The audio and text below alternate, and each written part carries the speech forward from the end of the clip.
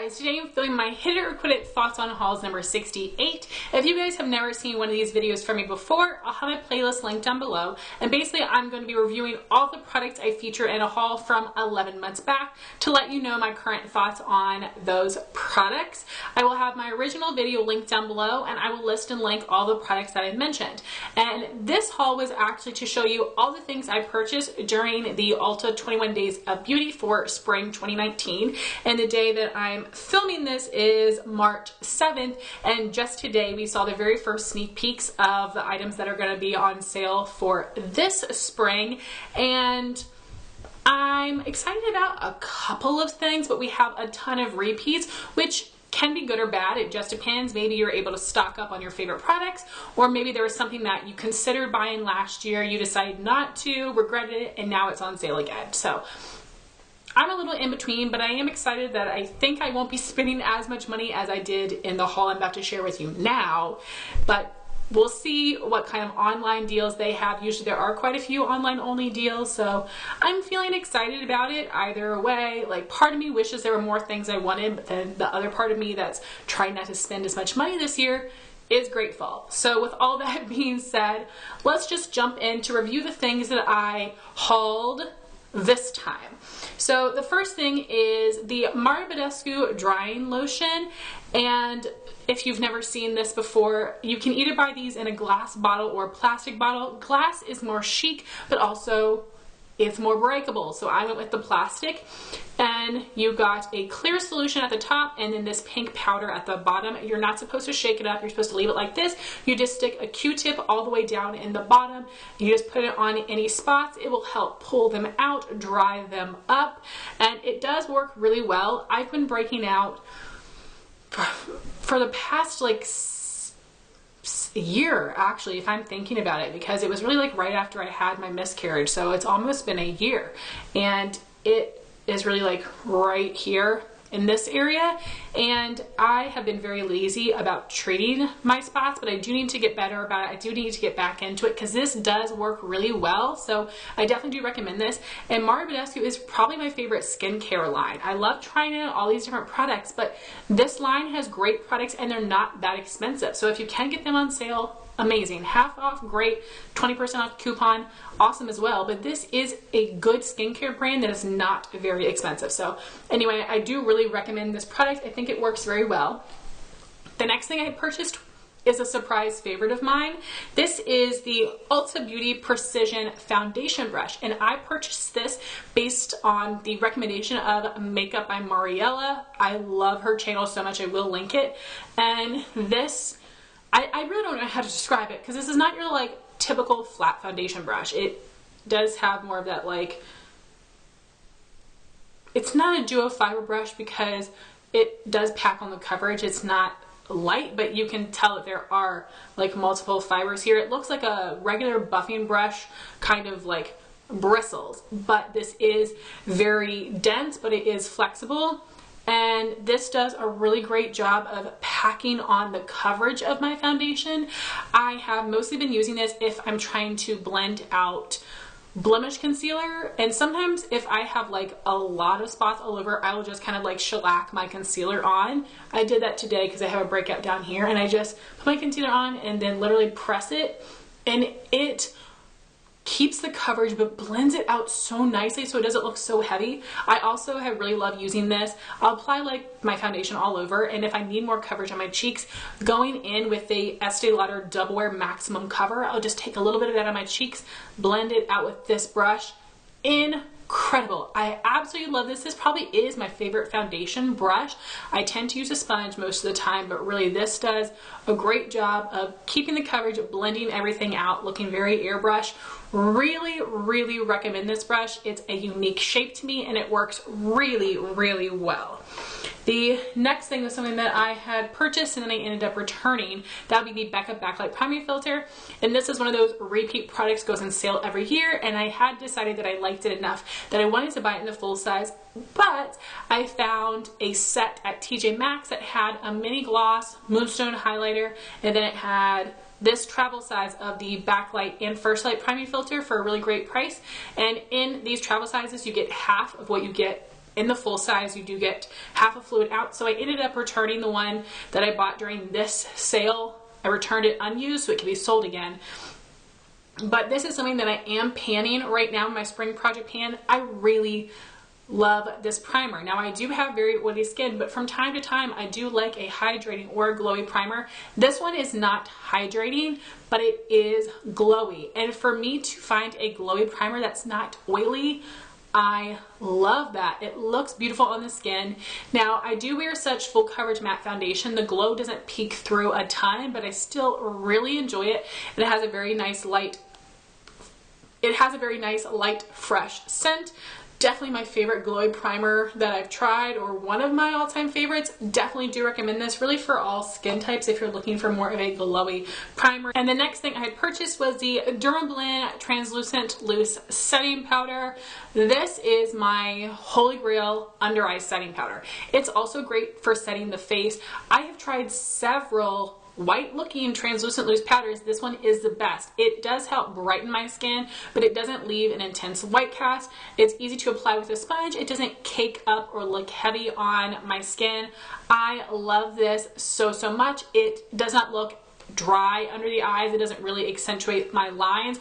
I actually think this looks more flattering under my eyes than the Laura Mercier translucent loose powder. The Laura Mercier has more of like a beige color to it, so it does darken my concealer. This one does help brighten. It does come in 3 different shades. You do have this translucent color that's more white, you do have a banana color, and then you do have a translucent deep shade, which is really awesome. But this is a holy grail powder. I did just buy 2 of these during the Ulta skin event, but this is being included in the 21 Days of Beauty for this spring as well. So I have 2. I'm good for now, but this is a holy grail product of mine that is totally underrated, that I definitely would recommend if you are looking for a translucent loose setting powder for either your under eyes or your face. And you also get a lot of product for your money. This is definitely one of the best values when it comes to loose powders. Highly recommend it. Speaking of loose powder, I did purchase another one during this sale, and that would be the Too Faced Born This Way Ethereal Loose Setting Powder. And this is the one that I had purchased last year. You can see I'm almost done with this.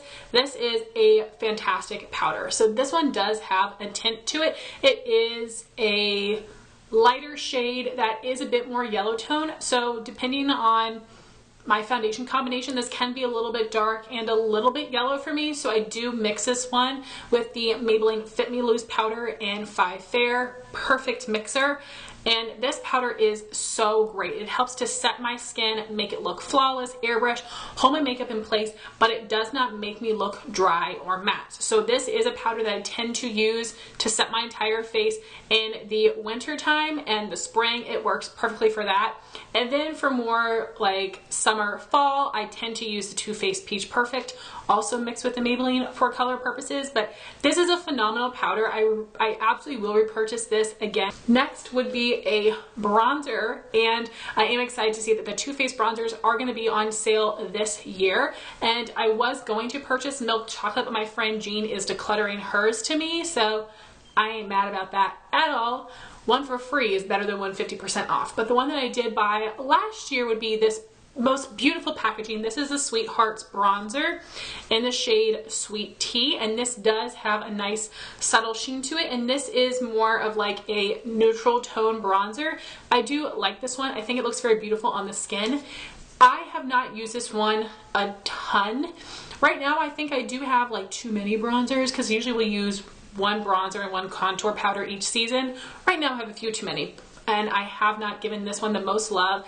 But this is a really nice formula, and this is a nice color. Again, it's not too warm, it's not too cool, and this does have a nice sheen to it. It does not look shimmery on the skin. It just makes it look more natural and blend out nicer. So I do recommend this bronzer. Not a holy grail for me, but again, I haven't used it enough to really give it a chance to be, but it is something that is a good product. I can definitely tell you that.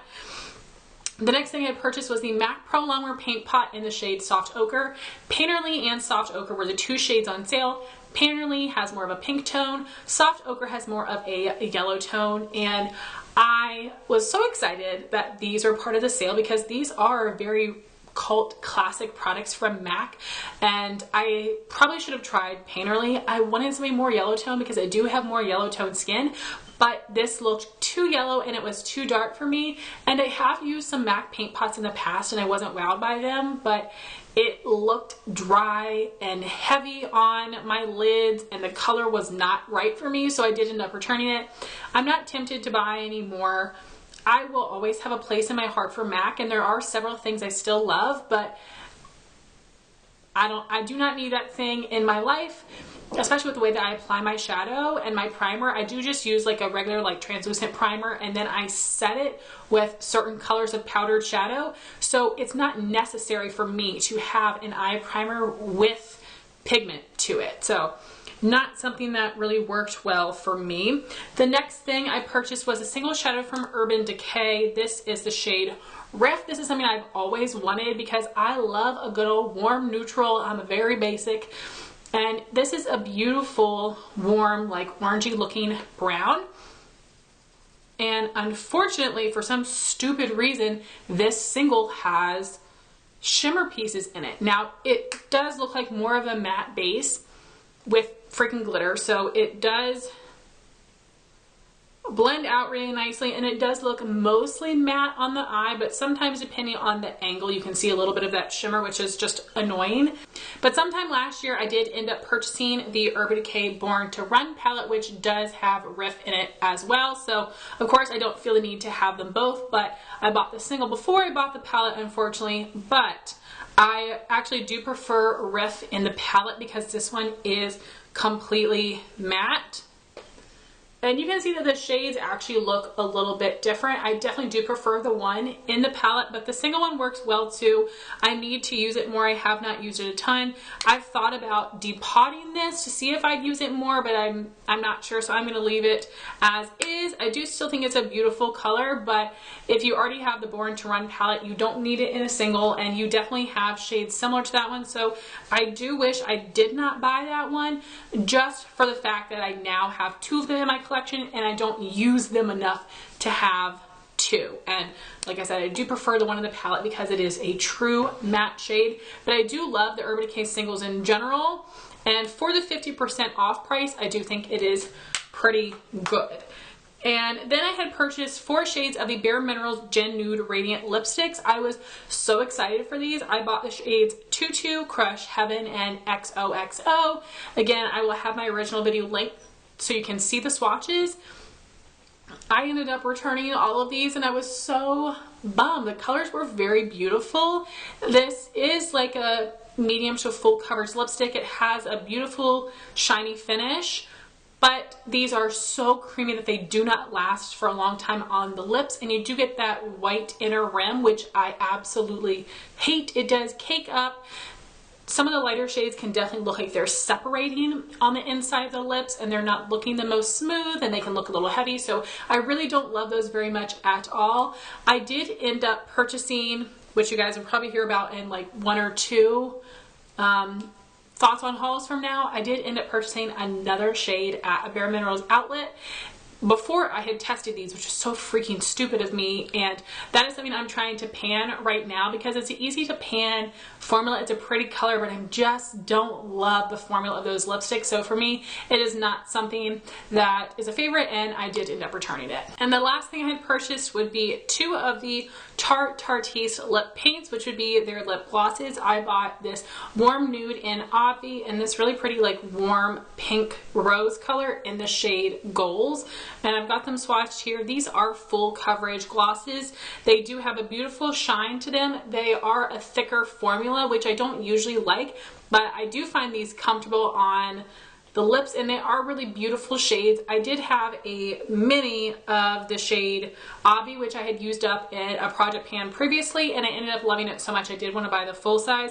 I really do like these glosses. I definitely need to wear them more, but this is also a very underrated formula, and I do recommend these. And I think I might have like 1 more shade on my wish list, but I really need to cool it with the lip products. I've got too many in general, but these are really beautiful shades and a nice formula. So guys, those are all the things that I had purchased during the spring 2019 Ulta 21 Days of beauty. So I would love to know your thoughts if you guys have tested out any of these products. And again, I'm not sure when this video is going up. It might be during the sale, after the sale, I'm not really sure. So I would love to know what you plan on purchasing this time or what you did end up purchasing. Let me know down below. Thank you guys so much for watching this video. Please like, comment, and subscribe, and I'll talk to you soon. Bye guys.